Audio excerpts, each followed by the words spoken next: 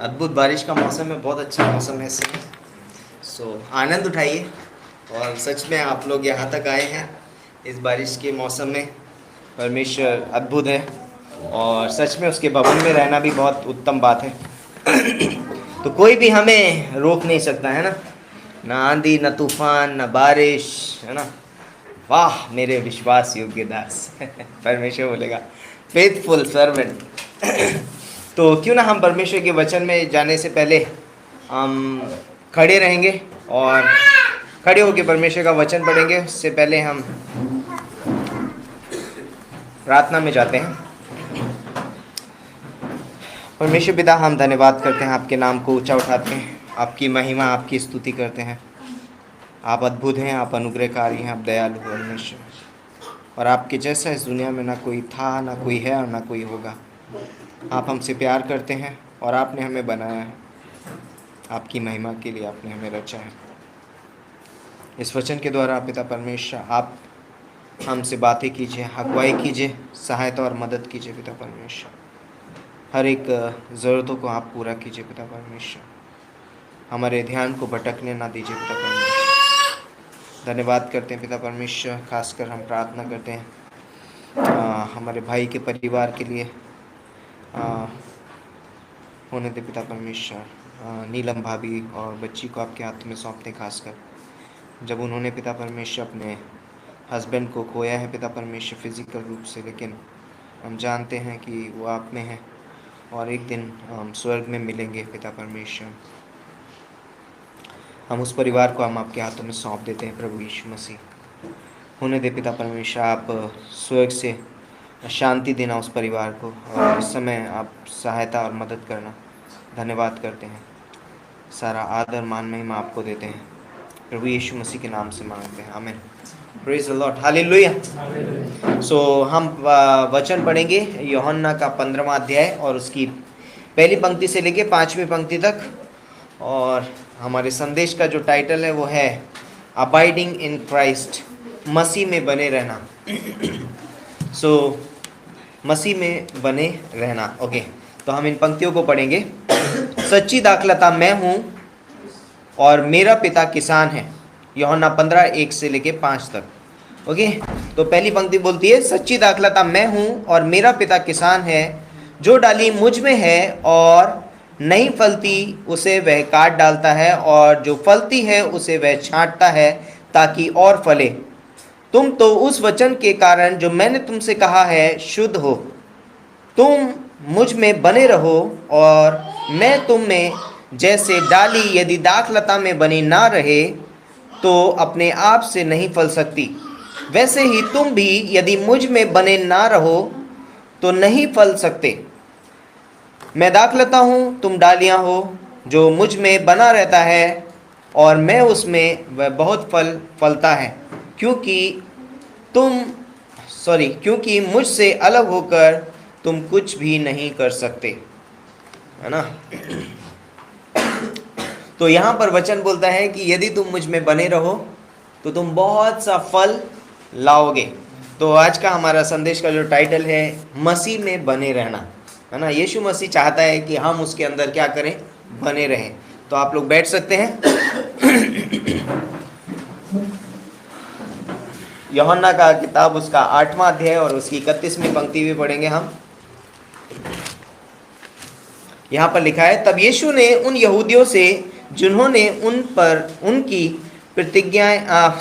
प्रतीति की थी कहा, यदि तुम मेरे वचन में बने रहोगे तो सचमुच मेरे चेले ठहरोगे। तो यहाँ पर यीशु मसीह बोलता है कि बने रहो। तो यीशु मसीह जो है यूहन्ना के 15वें अध्याय में एक शब्द पे बहुत फोकस करता है, बने रहो। क्या रहो? बने रहो। क्यों बने रहना एक बहुत ज़रूरी है? बने रहना क्यों ज़रूरी है? अगर ये बिल्डिंग बनी ना रहे तो क्या होगा? क्या हम इसमें रह सकते हैं?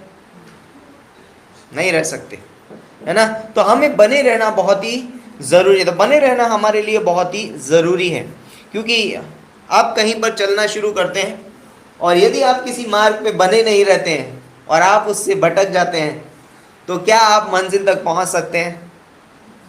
नहीं पहुंच सकते, आप दूसरी तरफ पहुंच जाएंगे, है ना, दूसरे डायरेक्शन में चले जाएंगे और शायद आपको बहुत समय लग जाएगा।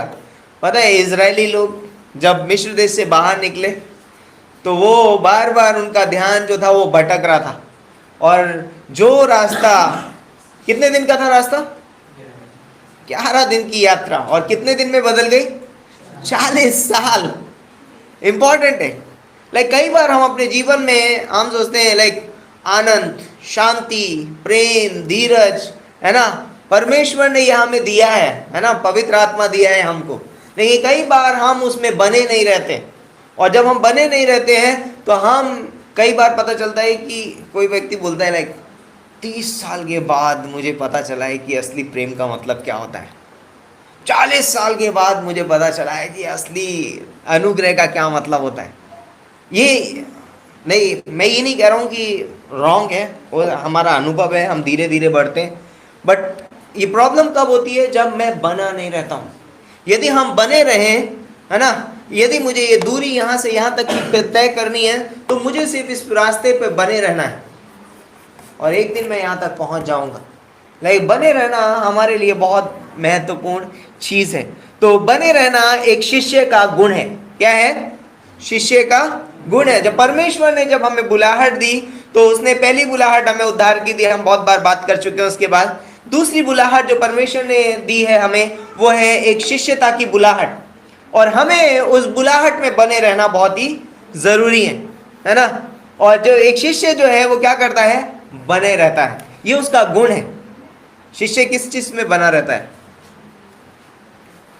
किन चीजों में बना रहता है शिष्य? यस, आप लोगों से सुनना चाहता हूं, शिष्य किन किन चीजों में बने रहता है? गुरु के साथ।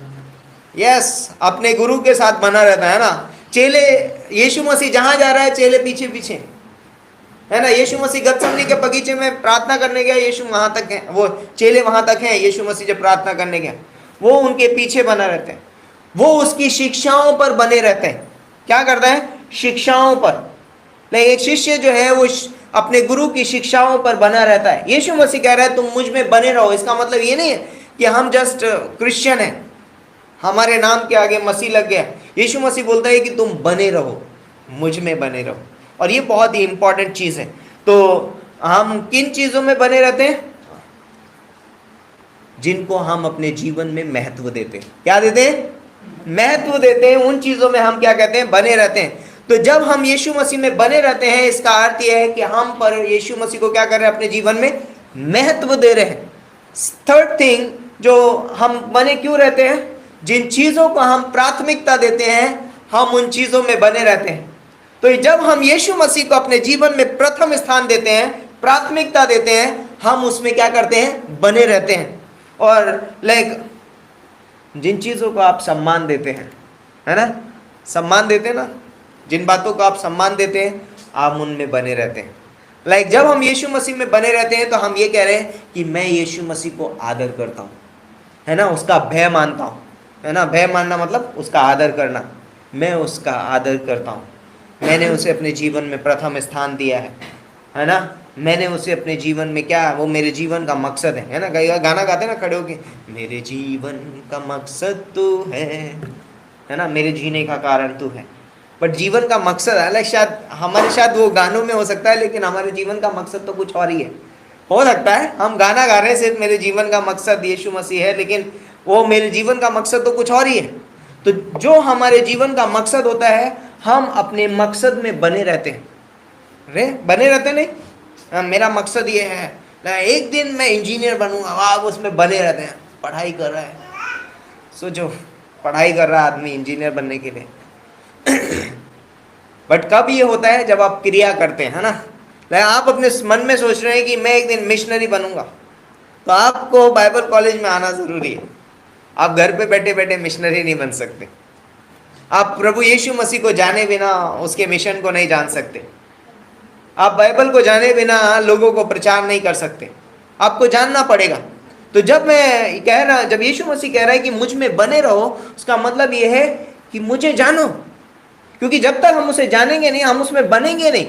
क्रियात्मक रूप से हम उसे जानना बहुत जरूरी है, इसलिए यीशु मसीह को जानना बहुत जरूरी। और इसीलिए क्योंकि हम उसे आदर देते हैं, सम्मान देते हैं, इसलिए हम उसमें क्या करते हैं, बने रहते हैं। बने रहना मेरी ज़रूरत है, याद रखिए, बने रहना मेरी ज़रूरत है। यीशु मसीह ऐसा नहीं कि मेरे बगैर कुछ प्रॉब्लम हो जाएगी उधर, बट बने रहना मेरे लिए ज़रूरी है ना। दाखलता के अंदर से और डालियां निकलेंगी, उसको कोई प्रॉब्लम नहीं है, लेकिन डाली अगर दाखलता से अलग हो गई तो डाली के लिए प्रॉब्लम है। दाखलता तो हरी भरी है, भरपूर है, लेकिन दाखलता को नहीं, डाली को जरूरी है दाखलता में बने रहना। जरूरत किसकी है? दाखलता की। तो बने रहना मेरी जरूरत है, याद रखिएगा उस चीज को। बने रहना जो है वो निर्भरता को दर्शाती है। किसको? निर्भरता, कि मैं पूर्ण रीति से किस पे निर्भर हूं।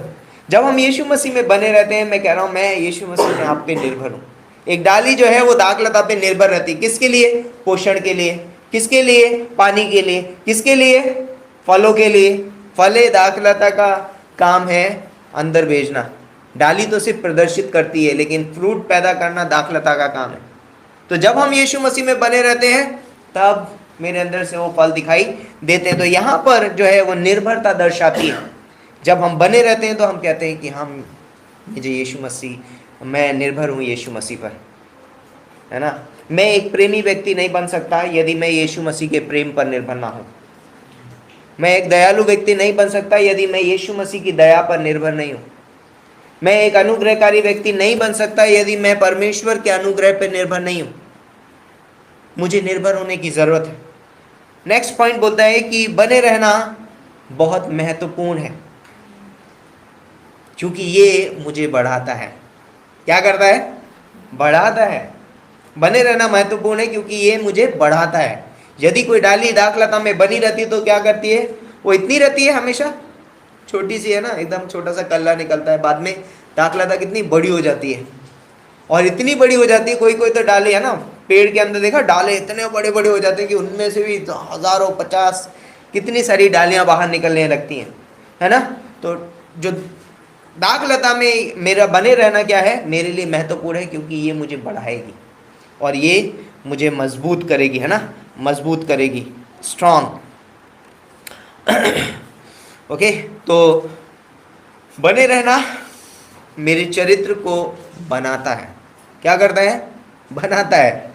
जिस चीज में आप बने रहते हैं वो चीजें आपके चरित्र को बनाती हैं।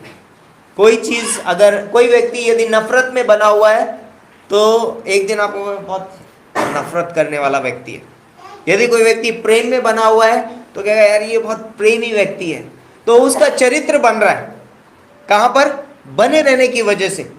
कोई बुरी संगत में बना हुआ है तो उसका चरित्र कैसा होगा? बुरा होगा, और वो उसके चरित्र को क्या कर रहा है? बना रहा है। इसीलिए यहाँ पर बने रहना बहुत जरूरी है। मैं इतना सारा बिल्टअप कर रहा हूँ कि मैसेज में हम लोग आगे जाएंगे, है ना। बने रहना हमारे लिए क्यों जरूरी है। ओके, तो बने रहना जो है मेरे चरित्र को क्या करता है? बनाता है। सेकंड चीज बोलते हैं, बने रहना हमारी पहचान भी दिखाता है। जहां पर हम बने हैं वहीं पर हमारी पहचान भी होती है। ओके, आप अंगूर की डाली जो है, जो अंगूर की डाली में लगी हुई है ना, दाखलता में है, तो आप कहते हैं ये दाखलता की डाली है ना, कहते नहीं। ये कौन सा बबूल की डाली है, इसमें बहुत कांटे हैं, चुभ जाती है ना, लगता है इसमें कांटे। क्या है? उसकी पहचान है। जहां पर हम बने होंगे वो हमारी क्या बनती है? पहचान भी बनती है। तो आज एक विश्वासी कुछ चीजों में क्या है? बने रहना जरूरी है। तो आज एक विश्वासी कुछ चीजों में है ना, कुछ चीजों में। पास्टर शिबेली ने एक बार अपने मैसेज में भी कहा था कि एक हम यीशु मसीह में हैं, इन क्राइस्ट, है ना। और उन्होंने वहाँ पर एक शब्द का इस्तेमाल किया था, मे शब्द जो है वो बहुत ही महत्वपूर्ण शब्द है ना। और मे शब्द जो है हमारी बोलता है कि पोजिशनल ट्रुथ है ना। इन क्राइस्ट, यीशु मसीह में हमारी क्या है? पहचान है। यीशु मसीह में हमारी क्या है? पहचान है। मे शब्द, मैं यीशु मसीह में हूँ, इन, है ना। तो आज सुबह भी हम लोग बात कर रहे थे उसके ऊपर। तो यहाँ पर बोलता है कि एक विश्वासी जो है यीशु मसीह में है ना। तो हमें क्या करना है, यीशु मसीह में बने रहना जरूरी है। तो जब हम यीशु मसीह में है बोलते हैं तो यीशु मसीह के साथ क्या क्या चीजें हैं, यीशु मसीह प्रेमी है, अनुग्रहकारी है, दयालु है, सब है। तो हम यीशु मसीह के प्रेम में हैं, अनुग्रह में हैं, दया में हैं, कृपा में हैं, क्षमा में हैं, हम उसके अंदर हैं। आप लोगों ने वो गोला खाया, गोला वो आइस में डुबा डुबा कैसे खाते हैं, है ना, उसके अंदर डालते हैं, कैसा स्वाद आता है? नहीं खाया? अच्छा, वो बोले नहीं खाया। अच्छा, कुल्फी खाइए कभी, वो उसके अंदर कुछ देते हैं, रबड़ी डाल के देते हैं, तो खाते हैं हम लोग, तो मज़ा आता है ना, उसका टेस्ट आता है उसमें। तो वैसे ही जब हम यीशु मसीह में हैं ना, तो जो यीशु मसीह में है वो सब कुछ मेरा है ना। और जो अब मैं कैसा हो गया हूँ, यीशु मसीह जैसा हो गया हूँ, है ना, मैं वैसा हो गया हूँ क्योंकि मैं उसमें हूँ। तो अब मैं प्रेमी हूँ, अब मैं अनुग्रहकारी हूँ, अब मैं दयालु हूँ। कब? जब मैं उसको अनुभव करता हूँ अपने जीवन में, है ना। अब जब मैं उसको अनुभव करता हूँ तो मैं क्या हूँ, यीशु मसीह में हूँ। और दूसरी चीज़ बोलता है कि मैं संपूर्ण कार्य में, है ना, मैं काहे में हूँ, संपूर्ण कार्य में, और मुझे उसमें बने रहना बहुत ज़रूरी है। आज इस दुनिया में लोग कई बार एक विश्वासी भी कई बार इस चीज़ को नहीं समझ पाता है कि वो यीशु मसीह के संपूर्ण कार्य की वजह से विश्वासी बना है। कई बार ऐसा लगता है उसको कि मैंने यीशु मसीह मेरे अच्छे कर्मों की वजह से यीशु मसीह ने मुझे बचा लिया है, या हो सकता है। और कई बार लोग इस तरीके की शिक्षा भी देते हैं कि तुम अच्छे कर्म नहीं करोगे, विश्वासी बन गए हो और फिर से वही पाप में जीवन जी रहे हो तो तुम तो नरक ही जाओगे, है ना। ऐसा ऐसा मैसेज प्रीच करते हैं लोग, आके खड़े होते हैं कि तुम उद्धार खो दोगे, है ना, तुम नरक चले जाओगे। तो ये संदेश जो है ये परमेश्वर की ओर से नहीं है। ये संदेश जो है वो नरक का संदेश है। ये संदेश जो है शैतान की तरफ से, ये परमेश्वर की तरफ से नहीं है।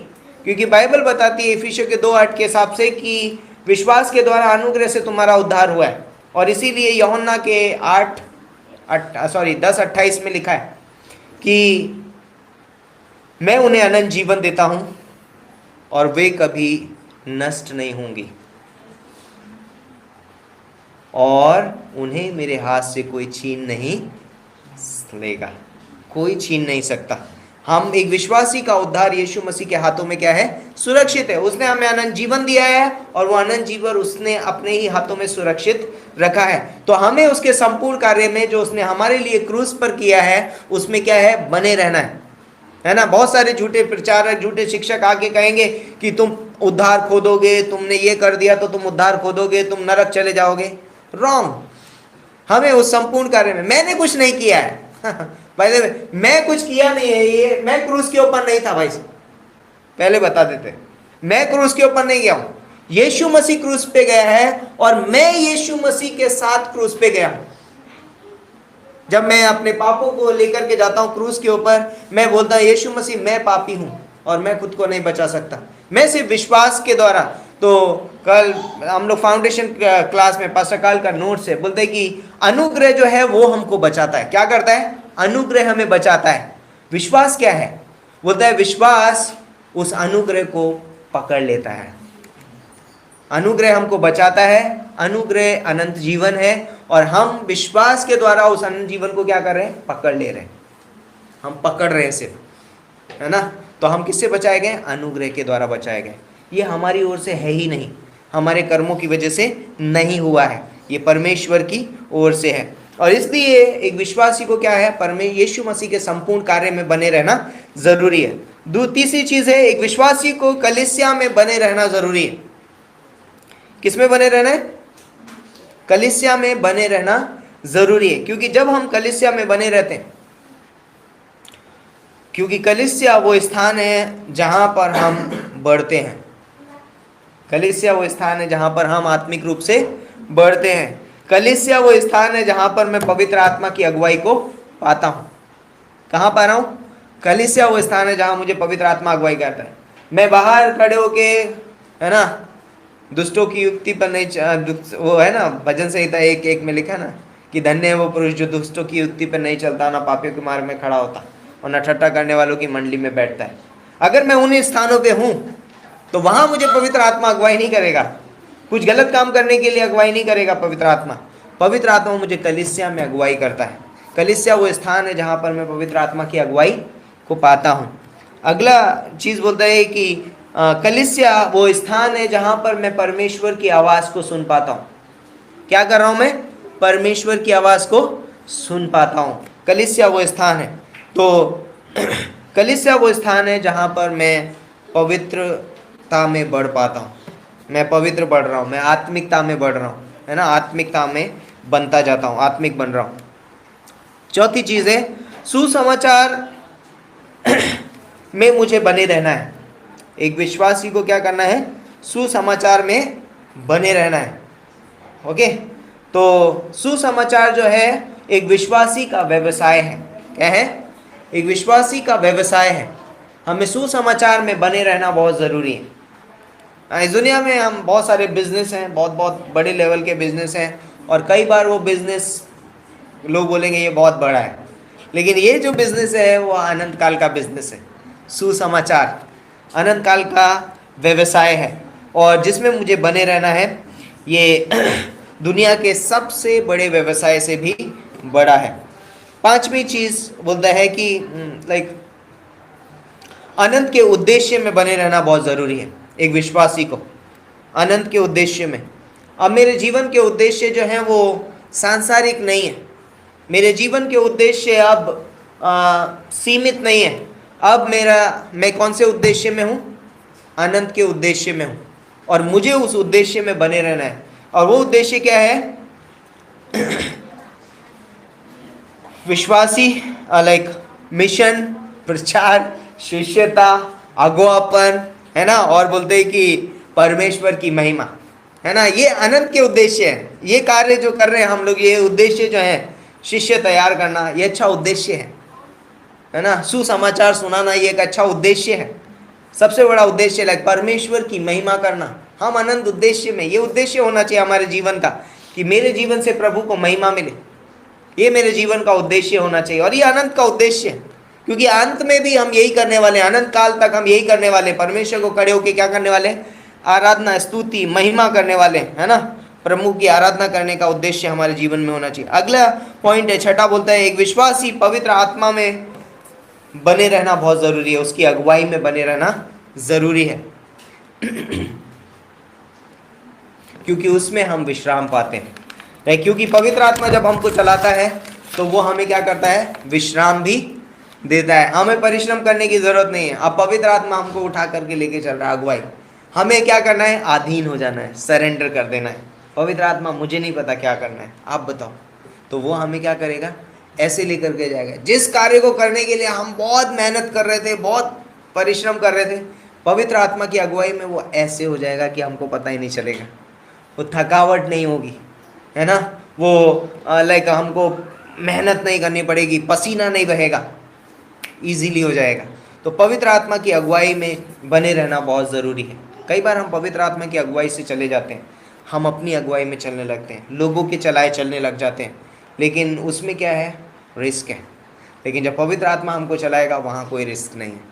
वहाँ पर हम आनंद महसूस करेंगे, वहाँ हम प्रेम महसूस करेंगे, वहाँ हम विश्राम महसूस करेंगे, वहाँ हम शांति महसूस करेंगे, क्योंकि पवित्र आत्मा का फल ये है गलातियों 5:22 के हिसाब से। इसलिए हमें पवित्र आत्मा की अगुवाई में बने रहना ज़रूरी है। तो मसीह में बने रहने के कुछ सबूत हैं। कैसे पता चलेगा मैं मसीह में बना हूँ, है ना? कौन बोलेगा? लाइक हम कैसे बता पाएंगे कि मैं मसीह में बना हूँ? कैसे बताएंगे हम लोगों को? तो कुछ सबूत हैं मसीह में बने रहने के। नंबर 1, पहला यूहन्ना 3:6 में कुछ पंक्तियां हैं, हम लोग पंक्तियां पढ़ेंगे। ये बहुत खूबसूरत पंक्तियां हैं। पहला यूहन्ना 3:6,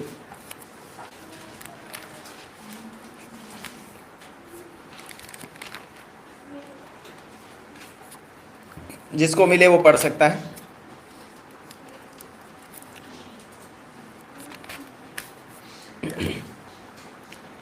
जो कोई उसमें बना रहता है वह पाप नहीं करता।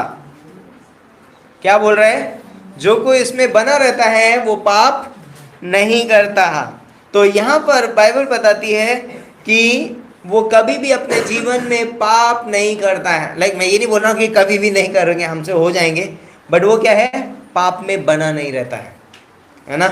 पाप में क्या है? वो बना नहीं रहता है है ना, वो पाप नहीं करेगा, पाप से दूर भागेगा, है ना। इसीलिए भजन संहिता 119:11 में क्या लिखा है कि मैंने तेरे वचन को अपने हृदय में रख रखा है ताकि मैं तेरे विरुद्ध पाप ना करूं। जो व्यक्ति यीशु मसीह में बना रहेगा, उसके वचन में बना रहेगा, वो क्या करेगा, पाप से दूर रहेगा, पाप से भागेगा। यूसुफ पाप से भागा क्योंकि वो परमेश्वर में बना हुआ था, है ना। अय्यूब पाप से भागा, वो ने परमेश्वर की निंदा नहीं की क्योंकि वो परमेश्वर में बना हुआ था, है ना। तो बने जो रहेगा, जो व्यक्ति बना रहेगा, वो क्या करेगा, वो पाप से भागेगा, पाप से दूर जाएगा। तो पाप को अपने जीवन में क्या नहीं करेगा, वो स्थान नहीं देगा, क्योंकि वो उसके पास कोई स्थान है ही नहीं खाली, क्योंकि वो परमेश्वर में है, पवित्र आत्मा में है ना, वचन में है, संगति में है, फेलोशिप में, हर एक जगह से वो पैक है, भरा हुआ है। तो उसके पास जगह ही नहीं है पाप के लिए, तो पाप में नहीं रहेगा। ओके, अगला पॉइंट बोलता है यहाँ पर पहला यूहन्ना 3:24, पहला यूहन्ना 3:24 में दूसरा पॉइंट, और जो उसकी आज्ञाओं को मानता है वह इसमें और ये उसमें बना रहता है। तो यहाँ पर कहने का अर्थ है कि यदि कोई यीशु मसीह में बना रहता है तो वो उसकी आज्ञाओं का पालन भी करता है। और अगर आप पहला यूहन्ना का चौथा 5वां अध्याय पढ़ेंगे, वहाँ पर दूसरी बोलता है कि 5वें अध्याय में कि उसकी आज्ञाएं क्या है, कठिन नहीं है ना। उसकी आज्ञाएं क्या नहीं है, कठिन नहीं है। दूसरी पंक्ति, तीसरी पंक्ति में लिखा है, और परमेश्वर का प्रेम यह है कि हम उसकी आज्ञाओं को माने और उसकी आज्ञाएं कठिन नहीं है ना। तो हम परमेश्वर में बने रहते हैं, है ना, तो हम क्या करते हैं, उसकी आज्ञाओं को मानते हैं। जब हम उसकी आज्ञाओं को मानते हैं तो इससे दिखाई देता है कि हम परमेश्वर में बने हुए हैं, क्योंकि जिसमें हम बने रहते हैं हम उसकी आज्ञाओं का मानते हैं। तो हम यीशु मसीह की आज्ञाओं को मानते हैं, तो ये पता कर चलता है कि हम यीशु मसीह में बने हैं। यूहन्ना का 15:5,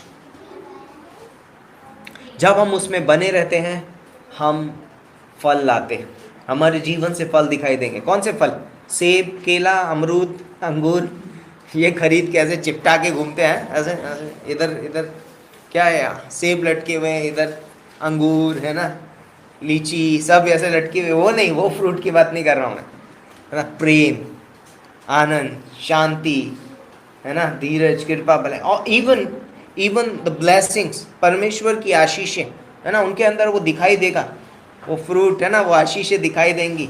आत्मिक रूप से आशीषित व्यक्ति होंगे वो, उनके पास बहुत सारे शिष्य होंगे, उनके बहुत सारे सेविकाई में वो आगे बढ़ रहे होंगे, है ना, वो आशीषित होंगे, है ना। वो क्या है, वो बने रहते हैं और वो बने हुए हैं उसके अंदर, तो उनके अंदर वो फल दिखाई देंगे। मेरे जीवन से बहुत सारे लोग उद्धार पाएंगे, मेरे जीवन से बहुत सारे शिष्य तैयार होंगे, मेरे जीवन से बहुत सारे अगुए तैयार होंगे। जो मुझ में बना रहता है वो क्या करेगा, फल लाएगा, ये उसकी पहचान है।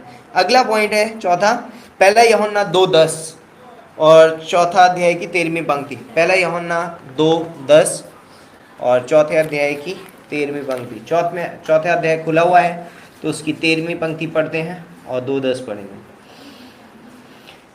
यहाँ लिखा है, इसी से हम जानते हैं कि हम उसमें बने रहते हैं और वह हम में, क्योंकि उसने अपने आत्मा में से हमें दिया है। तो दूसरा अध्याय और उसकी 10वीं पंक्ति, किसी को मिला है तो पढ़ सकते हैं।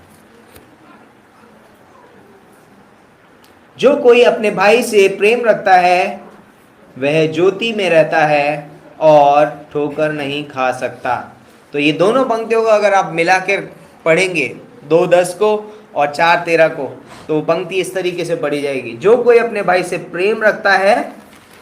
अब चौथे अध्याय की 13वीं पंक्ति, इसी से हम जानते हैं कि हम उसमें बने रहते हैं। जो कोई अपने भाई से प्रेम रखता है, इसी से हम जानते हैं कि वो परमेश्वर में बना रहता है। तो एक दूसरे से प्रेम करेंगे तो इसी से पता चलेगा कि हम उसके चेले हैं, हम उसमें बने हुए हैं, है ना, हम उसके अंदर बने हुए हैं, है ना। जब तुम आपस में प्रेम रखोगे तो इसी से लोग जानेंगे कि तुम सचमुच मेरे चेले हो। आपस में एक दूसरे से क्या कर रखो, प्रेम रखो। तो हम इससे दर्शाते हैं कि हम यीशु मसीह में बने हुए हैं, क्योंकि हम एक दूसरे से प्रेम करते हैं, क्योंकि परमेश्वर क्या है, स्वयं प्रेम है। ओके, चौथा अगला पॉइंट है पहला यूहन्ना 2:6, हम उसके समान चलते हैं। पहला यूहन्ना 2:6 इसमें लिखा है, जो कोई ये कहता है कि मैं उसमें बना रहता हूँ, उसे चाहिए कि आप भी वैसा ही चले जैसा वह चलता था। यीशु मसीह, जैसे यीशु मसीह की चाल थी, है ना, वैसे ही मेरी भी चाल होनी चाहिए। इसीलिए पौलुस बोलता है कि follow me as I follow Jesus Christ, है ना, मेरे पीछे हो लो क्योंकि मैं मसीह की चाल चलता हूँ, है ना, पौलुस बोल रहे हैं। तो ये जो हमारी चाल है, ये दर्शाती है कि हम यीशु मसीह में बने हुए हैं। और वो चाल हमारी कैसी होनी चाहिए, पवित्र। वो चाल हमारी कैसी होनी, धार्मिक चाल, है ना, परमेश्वर के पीछे चलने के लिए। तो हमें अपनी चाल यीशु मसीह के समान जब चलते हैं तो हम दिखाते हैं कि हम उसमें बने हैं। अगला पॉइंट यहाँ पर बोलता है कि यूहन्ना का 8वां अध्याय और 31वीं पंक्ति, हम उसके वचन में बने रहते हैं, है ना। बोलता है कि यूहन्ना 8:31 में बोलता है कि यीशु ने उन यहूदियों से कहा जिन्होंने उसके ऊपर विश्वास किया था कि यदि तुम मेरे वचन में बने रहो तो सचमुच मेरे चेले ठहरोगे। तो जब हम उसके वचन में बने रहते हैं तब दिखाई देता है कि हम उसमें बने हुए हैं। तो हमें उसके वचन में बने रहना ज़रूरी है। ओके, अगला पॉइंट है पहला यूहन्ना 2:24। पहला यूहन्ना 2:24, परमेश्वर की सच्चाई के प्रति विश्वास योग्य बने रहना। जो कोई तुमसे जो कुछ तुमने आरंभ से सुना है वही तुम में बना रहे। तो जो कुछ तुमने सुना है वही तुम में क्या करे, बना रहे, और उसी में बने रहो पूरी विश्वास योग्यता के साथ। तो परमेश्वर की सच्चाई में क्या है, बने रहना, उसके प्रति विश्वास योग्य रहना, सच्चाई से भटक के झूठ को नहीं पकड़ना अपने जीवन में।